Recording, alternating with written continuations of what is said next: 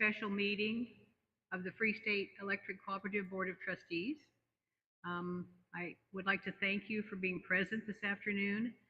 Um, I'm certain we won't need this, but in case of an emergency, our emergency exit is right where you came in. So I just want to make us aware of that.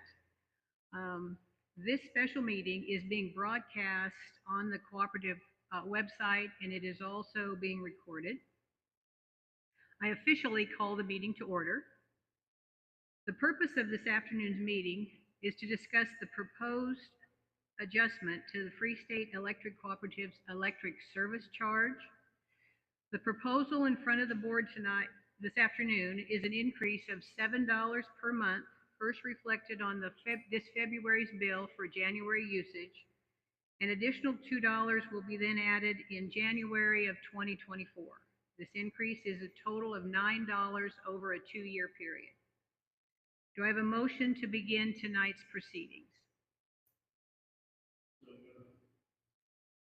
Do I have a second?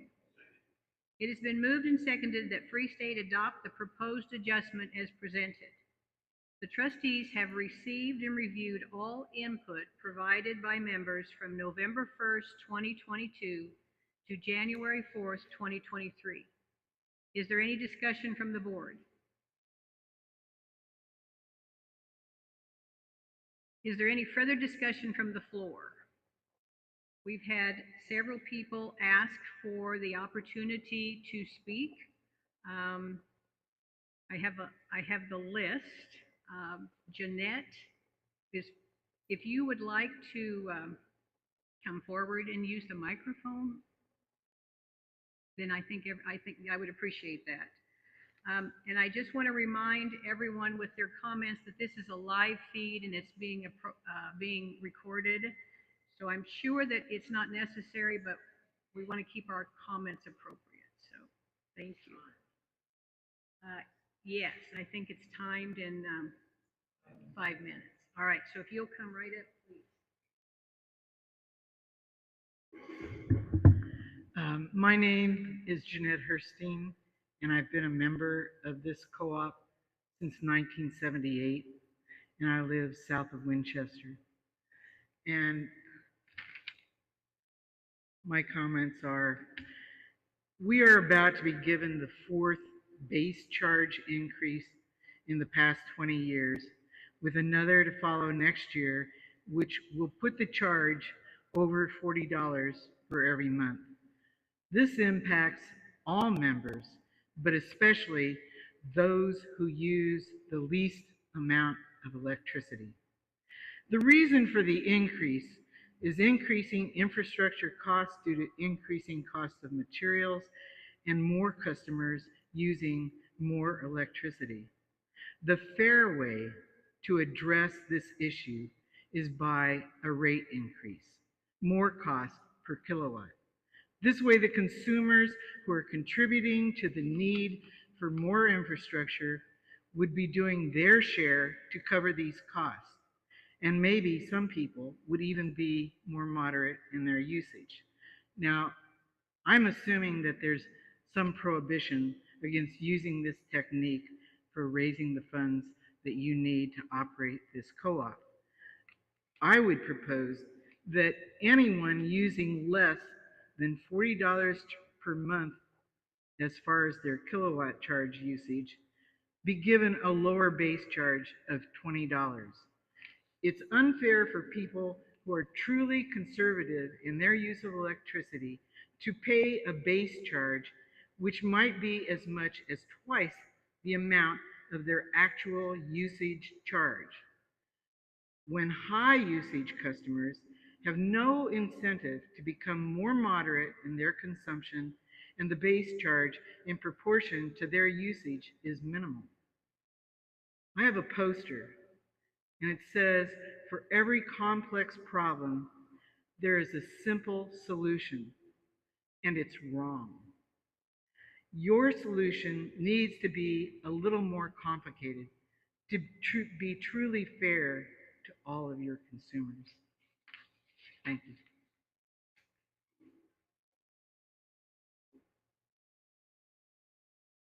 Thank you. Lisa Albright, if you would like to come forward.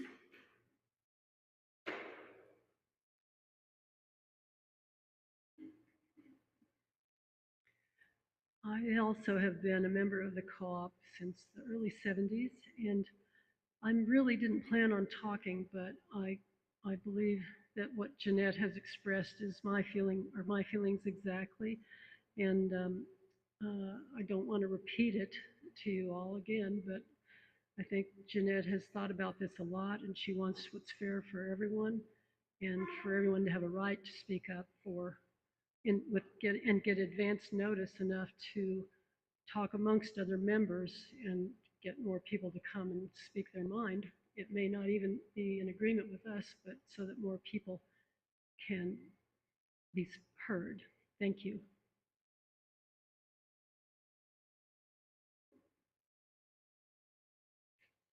Thank you, Lisa. Richard Johnson.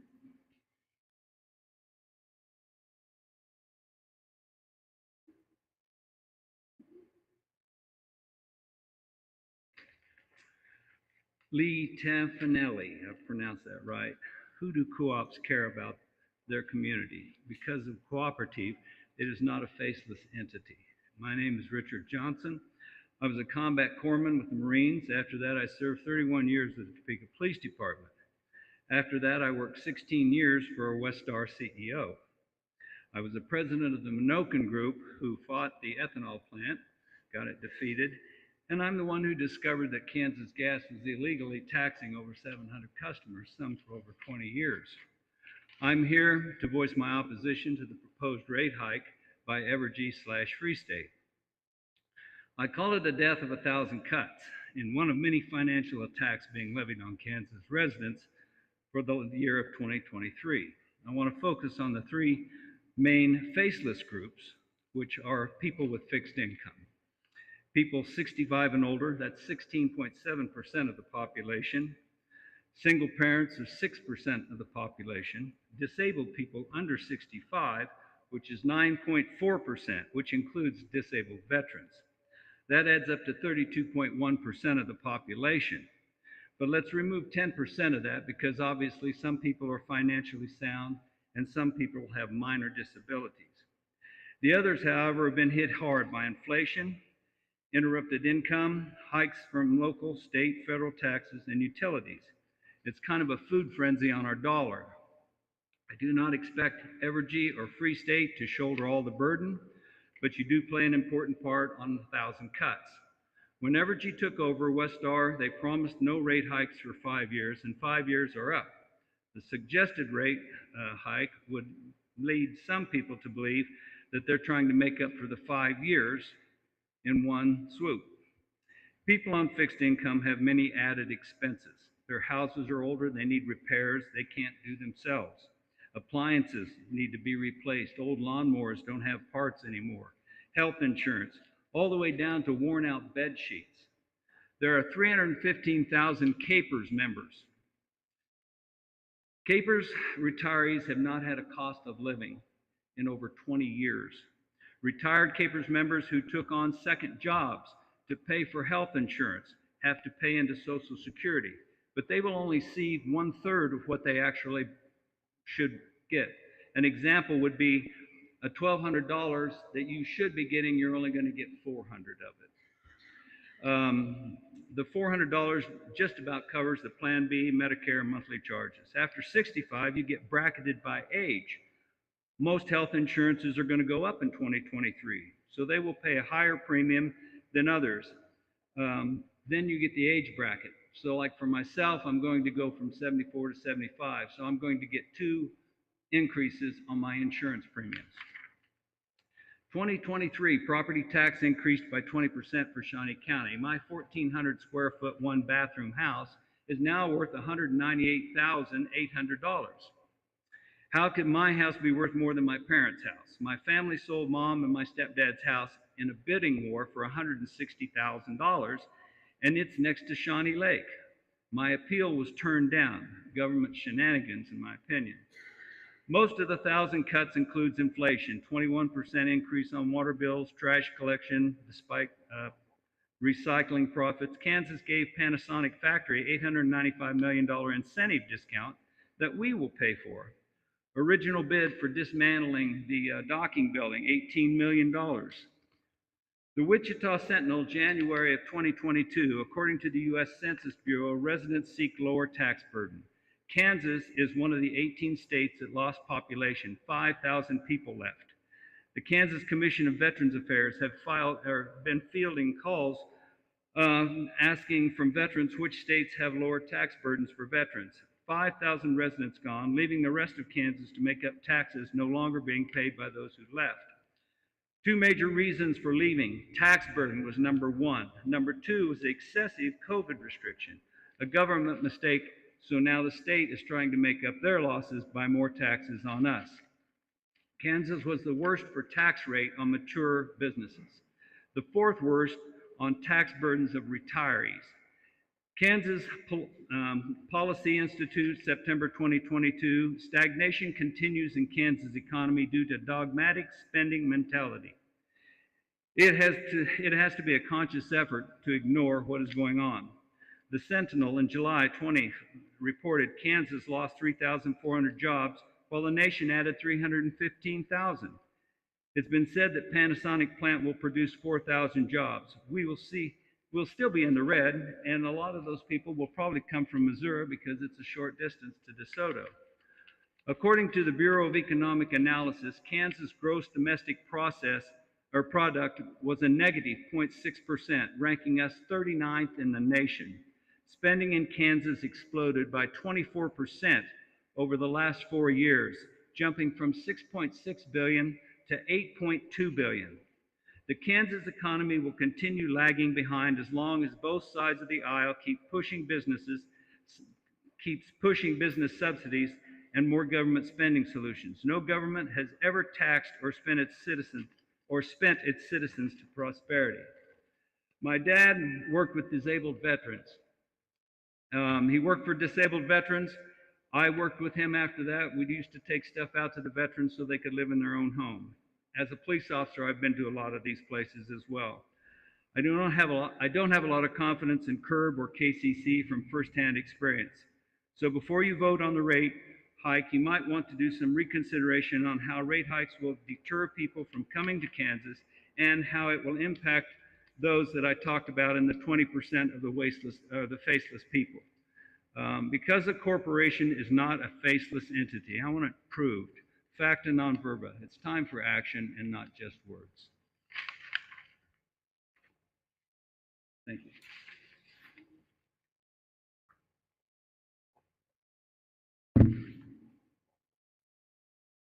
On behalf of the board, I'd like to thank you for coming today and your comments. There is a motion on the floor to adopt the proposed amendment as presented. We will move forward and vote on the amendment, on the motion. Those in favor of adopting the motion of adopting an electric service charge as presented, please raise your hand. Those opposed, same sign.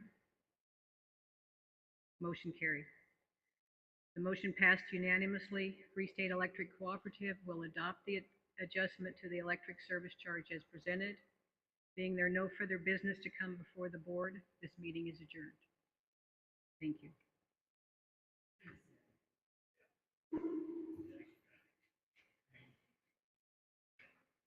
Oh, that was my pen up.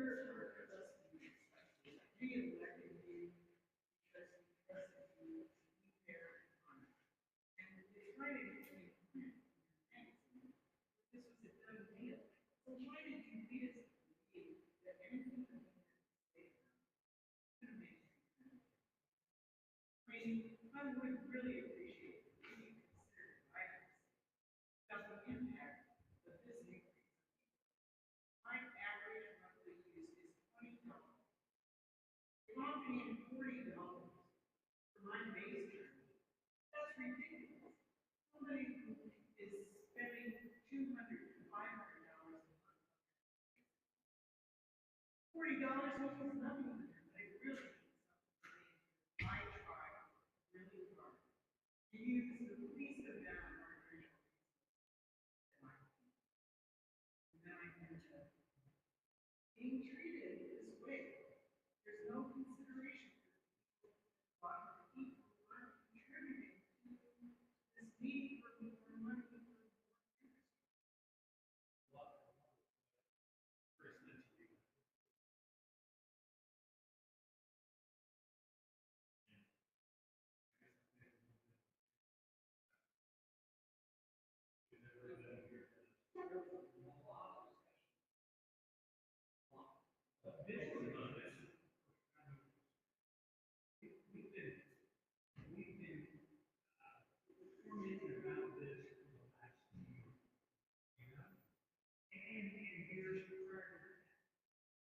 Why is it we don't use the price?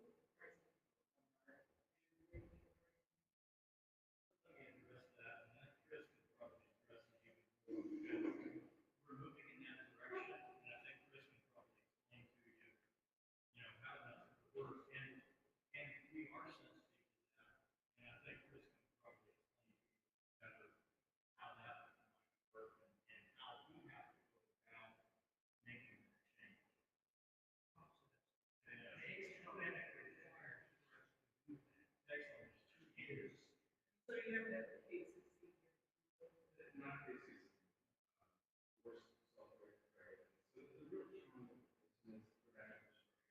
The fixed cost, we need some minimum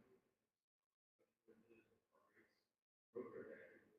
And so, you can't just put it in full hour because that, you really get cost of service. So with the cost pressure, we needed to happen. We needed to know because when we have material prices that are interest rates, we borrow money, you guys are all paying stores, and your own personal life. So to maintain revenue, we can't, the kilowatt hour charge fluctuates, or the usage fluctuates. So the reason we put it in is you put that infrastructure in there, that power to it will cost the same if you use 5 kilowatt hours that month. We still got to put the full wires and meters. Yeah, you don't mind. I have one. So you're really, yeah, you know, yeah, we're all happy. Let me tell you, I have, so one of those meters is of course my house. But I went on a bar, I don't have a $20 a month bill. I less than that, I have 2 of them. Very, most of them are maybe $10 to $30 a month usage. Of course, the other ones on another rental house. But what you have to understand is it takes, as what Chris is saying, in order to have the poles and the wires and the transformers there, those costs, and the person that's going to have to keep that going. I'm willing to pay that whatever dollars, because when I go in there that night and turn the light on, I want that light to come on. And I can tell them, okay, shut that meter out, I want to pay for it. Well, I can't walk out in the night and turn the light on in the morning because there's a fixed cost. For us to all have service when we need it. That's where we're trying to cover those. We're not trying to make money. We're trying to cover our expense. We don't make money. And if we make money, it goes back to them. So that's what people don't understand is our costs to run the poles and the wires and transformers and have all these lighting, keep the lights on when a storm comes and plus poles. Those have all went up, and that's what we're trying to cover. Those fixed costs that, and every one of us that has a meter on our house has a fixed cost to have that meter replaced. So that's really where this is coming from. And we're going to, in a few years, we're going to do the rates review next year. We're still discussing exactly when that's going to happen. When that happens, I can share with you, there's other cooperatives around the state that have done this in the last 5